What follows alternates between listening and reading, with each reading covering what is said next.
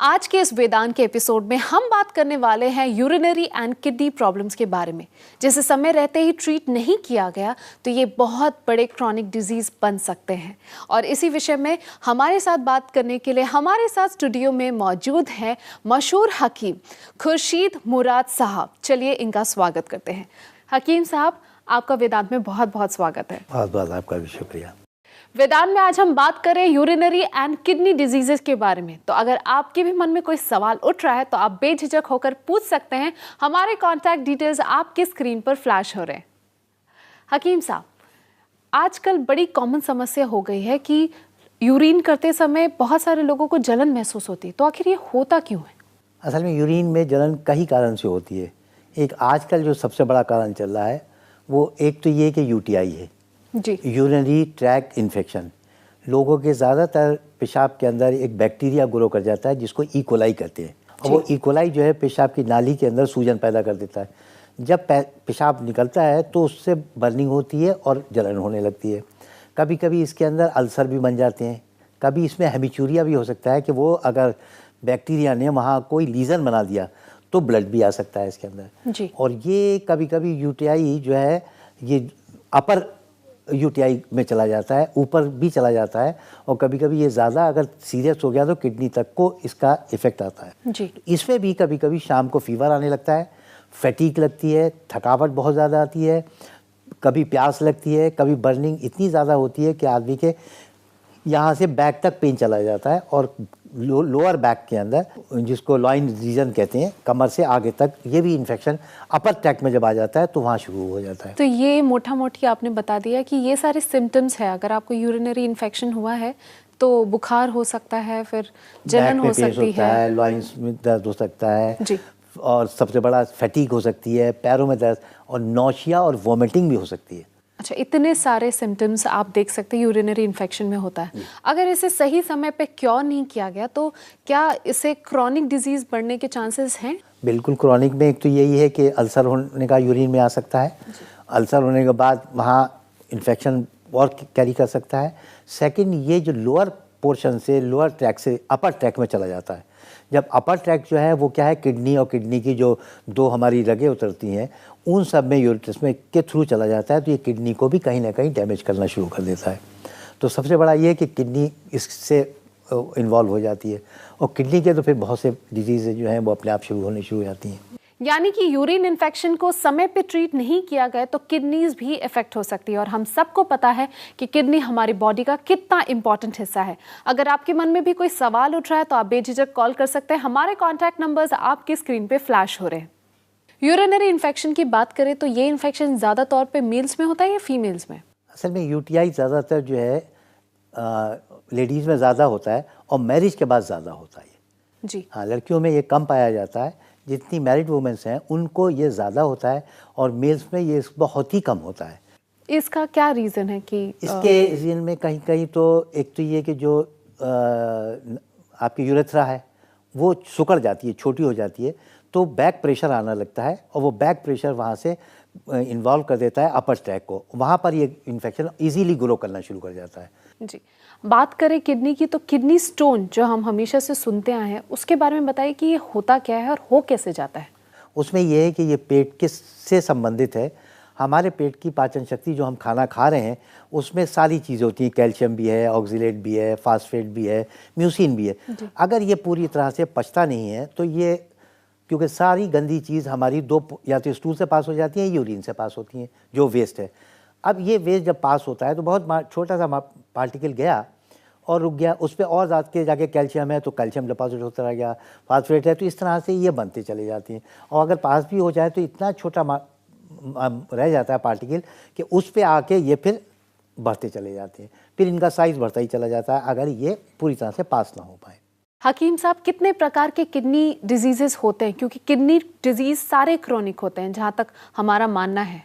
देखिए, सबसे ज़्यादा किडनी जो है एक तो हमारा बहुत ही इंपॉर्टेंट पार्ट है सबसे पहले। और ये किडनी का डिजीज़ ऐसी नहीं है कि बड़े बड़े बच्चों में सबसे पहले होती है। और बच्चों के अंदर ये दो तरह की किडनी की डिजीज़ होती हैं। एक हम कहते हैं नेफ्रोटिक सिंड्रोम जी। और ये नेफ्रोटिक सिंड्रोम जो है और एक पाइलोनेफ्राइटिस होती है।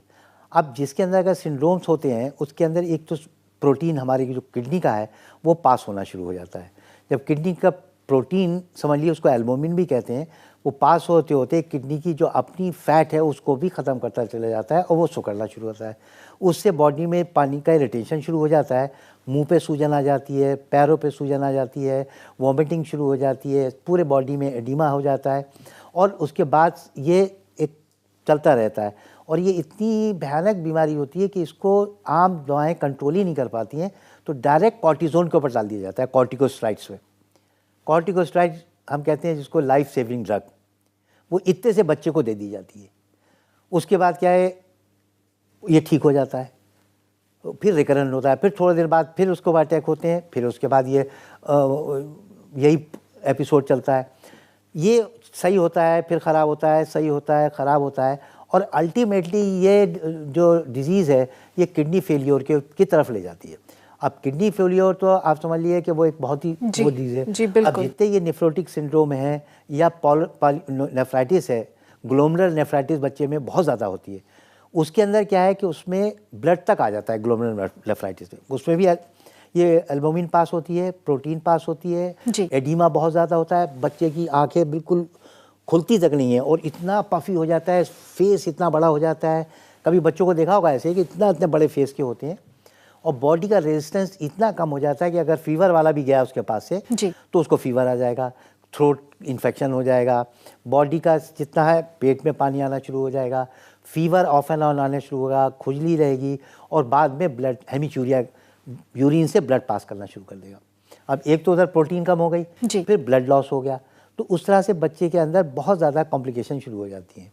ये दोनों बीमारियाँ बच्चों में होती हैं। जी, सही हो गया, ख़राब हो गया, सही हो गया, करते करते काफ़ी टाइम निकाल के फिर लास्ट में अल्टीमेटली किडनी फेलियर में चला जाता है।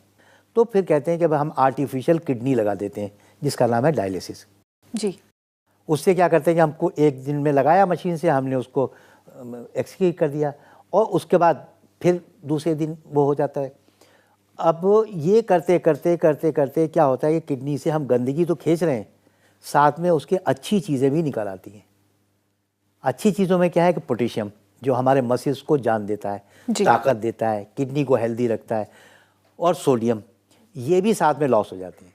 तो पोटेशियम जब निकल जाता है तो पूरा बॉडी सूखना शुरू हो जाता है। पहले स्वेलिंग आती है, फिर सूखना शुरू हो जाता है, फिर पूरा बॉडी एकदम काला, ये लगता है चमड़ा सूख गया इसका और वो हो गया। क्योंकि एलोपैथिक में और इसके बाद इलाज नहीं है, वो बाद में कहते हैं कि भाई आप it's better you go for the transplant.